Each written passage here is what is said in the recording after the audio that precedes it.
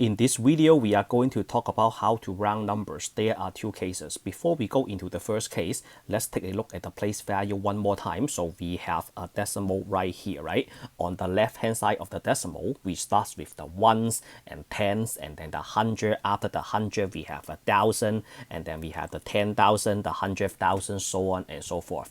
Now, what you have to look at is the right hand side of the decimal point. So on the right hand side of the decimal point, we have 6 numbers, right? So the decimal notation, we call there are 6 decimal places because there are 6 numbers on the right hand side of the decimal point. Pay attention.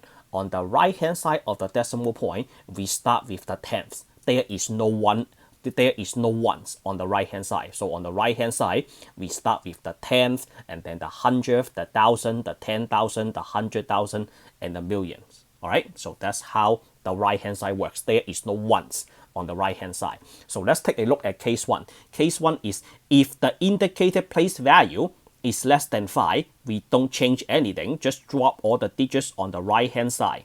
So we are trying to round this number 6.9237 to the nearest hundredth. Where is the hundredth? The hundredth is the second digit on the right hand side of the decimal point. How do you decide whether you change or no change? So this is what you have to do. You look at the value right next to, I should say, on the right hand side of the hundredth. Hundredth means 2 decimal places, the second digit on the right hand side of the decimal point. When you do roundings, look at the next digit on the right. So the next digit on the right is a 3. Since 3 is less than 5, you do not add anything. So 6.9237, if I ask you to round that to the nearest hundredth, or I ask you to round that to 2 decimal places, then that is approximately equal to 6.92. That is the hundredth. What if I ask you to round that to the thousand? Where is the thousand? The thousand is the 3. So this 3 is the thousand. So 6.9237. If I ask you to round that to the nearest thousand, so that means I am looking at this number right now. So that is where I have to stop. And then you look at the next number, 7. That will be case 2. Since 7 is greater than or equal to 5, you have to add 1 to the 3. So that is approximately equal to 6.924. You add 1 to the 3 and then you drop the 7. That belongs to case 2. Let's take a look at case 2. If the indicated place value is greater than or equal to 5, you add 1 to the digit on the left and then drop the rest of the digits. All right. So let's say this number, I want you to round that to the nearest whole number, 6.9237. Whole number. Whole number means right here.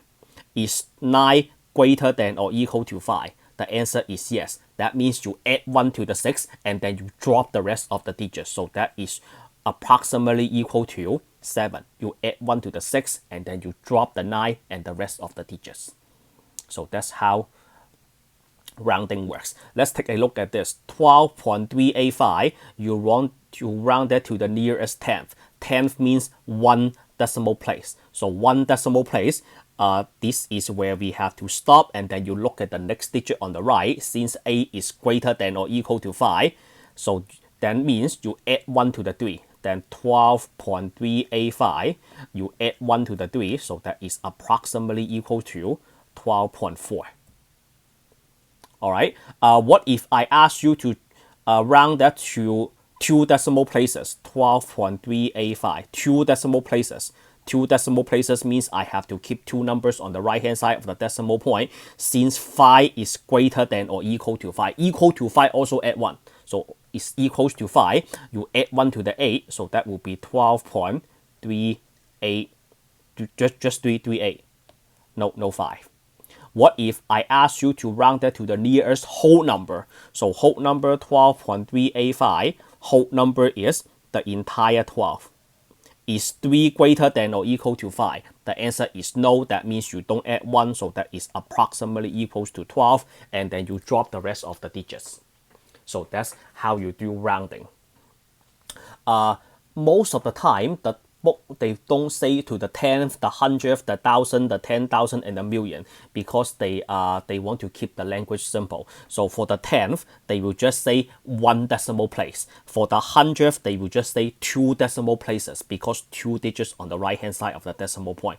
The thousands, they will just say 3 decimal places. The 10,000, 4 decimal places.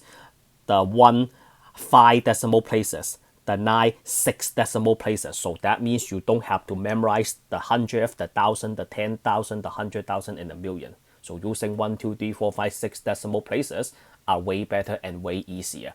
Usually in statistics, they won't ask you to keep 6 decimal places. Usually they ask you to round to 2 to 4 decimal places. They won't go that crazy. 6 is too many. All right. So let's do more exercise. So in this problem, I asked you to do a lot of rounding. So part A, I asked you to write the given numbers to the nearest tenth. Tenth means 1 decimal place. How do I know? Because I memorized this picture, tenths. Tenths means the first digit on the right hand side of the decimal point, that is 1 decimal place. So what I have to look at is I have to start right here, right? I have to keep this, and that. So what you have to look at is the number right next to it. So the 3, the 5, the 9, and then this 5, right? So 3 is less than 5. So we don't add 1 to the 4. So this is approximately equal to, be careful, I want you to write this, approximately equals to here. So that is approximately equal to this symbol. This is approximately equal to. This is exactly equal to. They are not the same. Approximately equals to 15.4. And then this is approximately equals to 100.5 is greater than or equal to 5. You add 1 to the 2, so that will be a 3. And then this one you add 1 to the 9, but in the meantime, after you add 1 to the 9 will add 1 to the 2, right? So that is approximately equals to negative 32. But should I keep the 0? The answer is yes. I ask you to keep 1 decimal place. Then that means I force you to keep the 0 in there. So let's talk about GPA, grade point average. How do you write a GPA? You use 2 decimal places, right? You don't write my GPA is 4. You don't say this. You say my GPA is 4.00 or my GPA is 3.98. You use 2 decimal places. And then this 1, 5 is greater than or equal to 5. You add 1 to the 9, but in the meantime, 9 add 1 to the 3. So that is approximately equals to 4. All right, and then 2 decimal places. Let's switch colors for that. So that means I need to keep 2 digits, 2 digits, 2 digits, and 2 digits. So this one, the 4, is less than 5. We don't add 1 to the 10.77. So that is just 10.77. 0 is not greater than 5 at all. So we keep the 32. So that is negative 0.32. And then this one, 8 is greater than or equal to 5. So you add 1 to the 9. 41 plus 9 is equals to 50. So that is approximately 0.50. And then this one, you add 1 to the 9. 79 plus 1 is equals to 80. So that is approximately equals to 36.80. Okay? So if you know what to do, go ahead and do it. You don't have to wait for me. The next one, 3 decimal places. I need to keep this, okay, this, and that. So 0 is not greater than 5, so that is approximately equals to 0.148. And then 0 is not greater than 5, so that is 4.010. Yes, if you don't keep the last 0, that doesn't change the value, but I asked for 3 decimal places, then you have to keep the 0. 4.00, it doesn't change your GPA without the 2 zeros at the end, right? But when you report your GPA, you still say I have 4.00. You don't say I have 4. 2.3, okay, I don't even have 3 decimal places, then you make it. So that is around 2.300.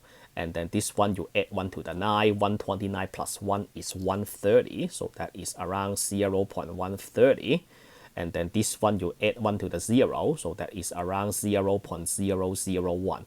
What if the last digit is like a 2? Then you don't add 1 to the 0. If the last digit is a 2, 0.00002, then that is approximately equals to 0. Followed by 3 zeros, because you don't add 1 to the third 0. All right, whole number. So whole number, change color again. I need to keep this one, and that one. 1 is not greater than 5, so that is approximately equals to 3. 5 is greater than or equal to 5, you add 1 to the 0.